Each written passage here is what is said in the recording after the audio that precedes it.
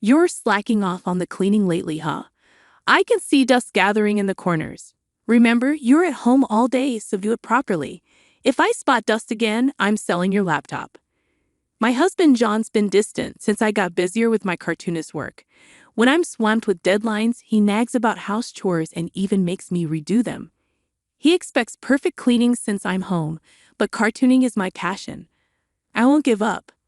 Plus, John's hiding something, and I'm done forgetting him. I'm Ann, 31, and I freelance as a cartoonist. I draw essay-style cartoons and squeeze in work between household chores. When John and I, who's 35, got married 6 years ago, we agreed I'd be a full-time homemaker. 2 years into marriage, I lost both my parents and we moved into my inherited house, as I'm their only child.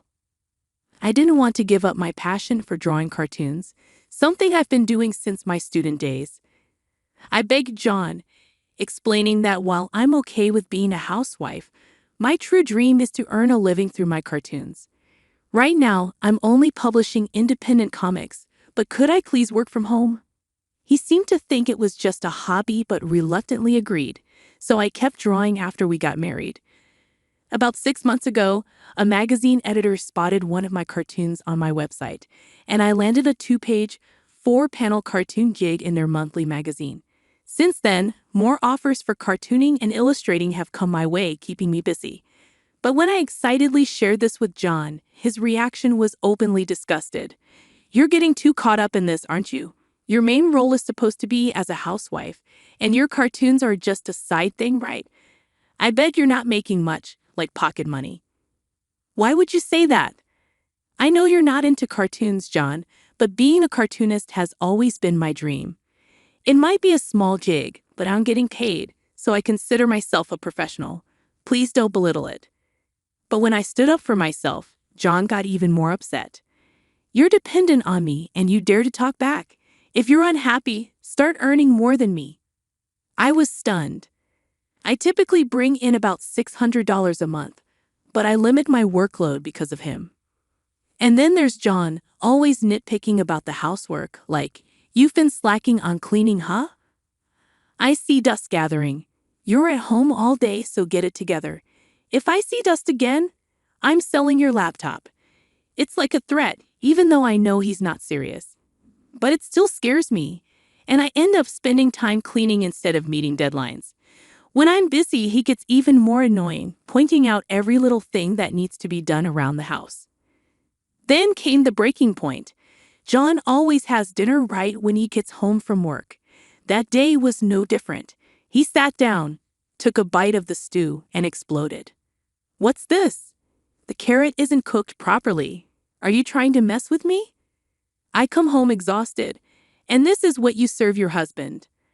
I had been lost in my thoughts after meeting a deadline when John's sudden outburst snapped me back to reality. I turned to him just as he grabbed the glass of beer in front of him and splashed it over me. I was shocked. I never imagined I'd have beer thrown at me. The surprise hit me hard because I never saw it coming. I'm sorry. I must have been distracted while cooking. The rest of the meal should be fine, so you can just ignore the carrot. Midway through cooking, I realized I forgot to add the carrots. In my rush, I tossed them into the stew without parboiling them. Even though I had made sure the potatoes were cooked, I completely overlooked the carrots. It was unlike me to make such mistakes, and I felt awful. It seemed John couldn't forgive this slip-up as easily as I had hoped. It's frustrating to have a wife who can't even handle basic household tasks. "Maybe I shouldn't have married you," John muttered as he stood up and walked out of the dining room. I hurried after him as he headed towards the bedroom. "Where are you going?" "I need some space until you realize what you've done." "What?" I stood there stunned as John packed his things into a travel bag and walked out. I tried to follow him, but he hailed a taxi at the nearest station and disappeared. Despite my repeated calls and texts, he didn't respond or read my apologies. Overwhelmed, I collapsed and broke into tears. It was then that I felt a tap on my shoulder. Turning around, I saw Mr. Tom, John's boss. We used to work together before John and I got married, with Mr. Tom being my boss who had mentored me when I first joined the company. "Mr. Tom, you smell like alcohol. Were you drinking while cooking?" I joked, trying to lighten the mood. "Hello. I hate to admit it, but I had a disagreement with John," he replied somberly. "That guy can be a bit arrogant sometimes. It's manageable when it's just work-related, but I can only imagine how frustrating it must be living with him." I vented, feeling relieved to share my feelings. Mr. Tom nodded in understanding, flashing his trademark bright smile. That smile had always been a source of comfort to me during tough times at work. We decided to grab a bite at a nearby diner and catch up. "So what's got you so upset?" he asked kindly. "Well, it's my fault. I messed up the cooking today, tried making a stew, but the carrots weren't cooked well, and it upset John." "Ah, happens to the best of us. My wife does the same sometimes. When it does, we just roll with it. Getting worked up doesn't help, you know."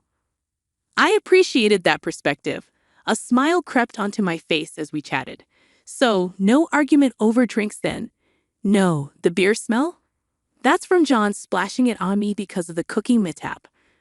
I thought I'd dried off at the station, but clearly not," I chuckled. "I've had that happen.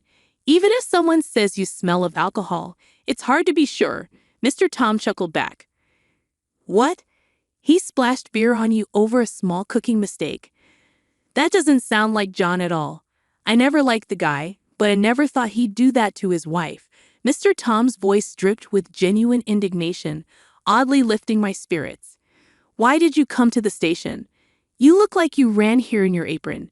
"Another issue with John?" I asked. "Yeah, John got strange, called me lazy, and stormed out, saying he wouldn't return until I reflected on my actions. I followed him here, but he took a cab and left. I'm lost," I explained. Mr. Tom's angry expression softened. "I can't say for sure now, but I have a bad feeling. I'll look into John.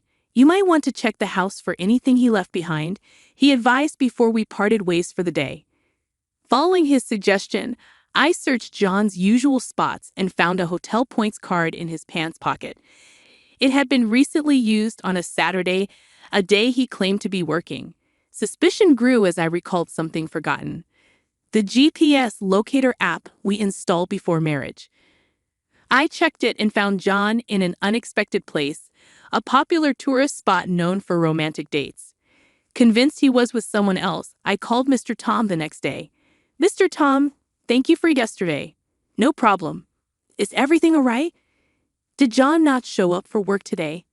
Mr. Tom remained silent for a moment before exhaling heavily. "Yes, he's on paid leave for the next 4 days. I suspected as much. I hate to say it, but he's probably—" "I understand. This helps clear things up. Thank you," I replied. After ending the call, I made a decision and left the house. I had been contemplating my next move. If John ever betrayed me, this is what I would do. Once my task was complete, I dialed another number. "Hey, it's been a while," I greeted. The person on the other end responded cheerfully, but as soon as I brought up John, they sided with me. I hung up feeling reassured, believing things would soon take a positive turn. The following day, accompanied by a few individuals, I headed to the location pinpointed by John's smartphone GPS. It led us to a resort hotel near a renowned tourist spot. Currently, he appeared to be outside the hotel, with the GPS indicating he was near the beach. John's face drained of color the moment he laid eyes on me.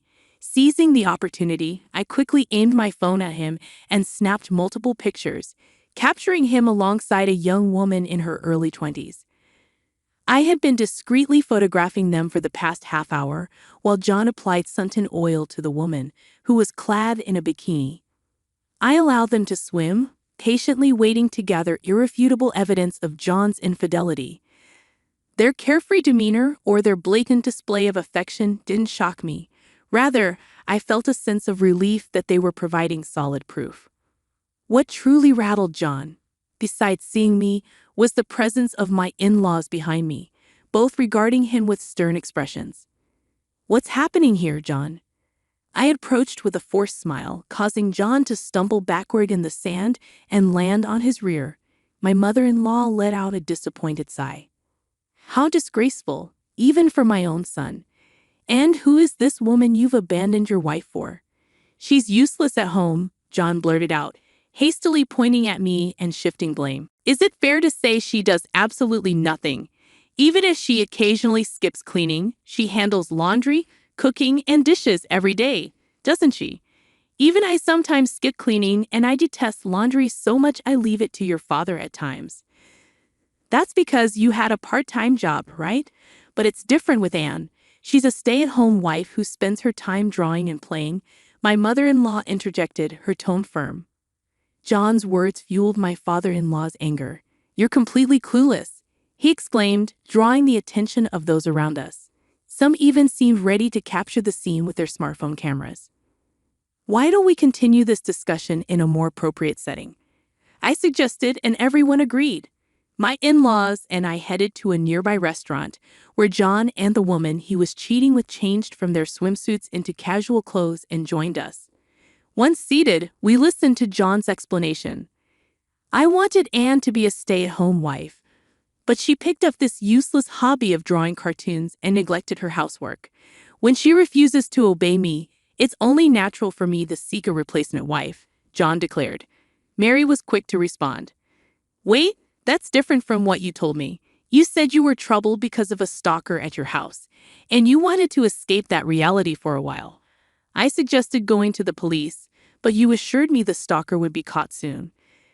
I wouldn't have gone out with you if I knew you had a wife, Mary sobbed, her distress evident. It turned out she was a college student who had met John on a dating app. Attracted to an older man, she agreed to date him, only to realize she had been deceived. I'm really sorry. I won't contact John again. Consider this a lesson learned, and I'll be more careful next time. Mary apologized, bowing deeply to me and my in-laws before showing us the screen where she deleted John's number. Leaving some money for her coffee on the table, she hurriedly left. I shot a glare at John, who looked stunned by Mary's departure. It's only natural that I have my own feelings and circumstances. I'm not some robot you can manipulate. Cheating just because things aren't going well is despicable, I admonished. Before John could respond, my father-in-law interjected, his tone firm. You still seem too content, John. But who's the one working and providing for Anne? You should respect me as the breadwinner. John trembled with anger, but my father-in-law addressed him calmly. You're acting like a child. Just because things aren't going your way, you're throwing tantrums like a toddler. Learn to accept reality. There's nothing more to say. With that, my in-laws stood up, settled the bill, and made their way to the register. Left alone with John, I found myself at a loss for words. John, I've been offered a serial comic strip in a magazine, I announced. John's demeanor shifted completely, and he looked at me with surprise. Oh, congratulations. Because of this opportunity, I can no longer be the stay-at-home wife you want. I'm sorry, but I'm tired of being with you, John. I want a divorce. I'm sorry. It's all my fault. You can pursue your comics, and I'll help with the housework. I won't be arrogant anymore, John pleaded, tears welling in his eyes. But I couldn't bear to look at him any longer. I'm sorry, but that's not the issue anymore. You looked down on me, didn't you? I believed marriage was about equality, but you saw yourself as superior because you were the provider, didn't you? Maybe I did, but I changed. I promise I won't make you suffer anymore. Please don't talk about breaking up, John begged. I've made the decision to sell the house we lived in. I have a relative who works in real estate, and they've agreed to buy it from me. There's still some paperwork and arrangements to finalize, so it won't happen immediately, but it'll be at a lower price than if we went through a broker. It's my house, and I have the right to do as I please with it, don't I? I want to end our relationship as soon as possible. I'm planning to leave tomorrow, and you should find somewhere else to stay as well. With that, I rose from my seat and headed for the exit. Unlike the day John left, he was now desperately chasing after me. However, when I got into the car, my father-in-law, who was behind the wheel, swiftly drove off. As I slammed the door shut, I saw John running after us, tears streaming down his face, but soon he disappeared from view. Afterward, It seemed John didn't believe what I had done. Upon his return from his trip and discovering the house empty of my belongings, he called me, his voice filled with anguish. I reluctantly answered the phone. "Why did you sell the house? It was our home, wasn't it?" "Why are you saying such things? It's the house I inherited from my parents, remember? But I should have some rights to it too, shouldn't I?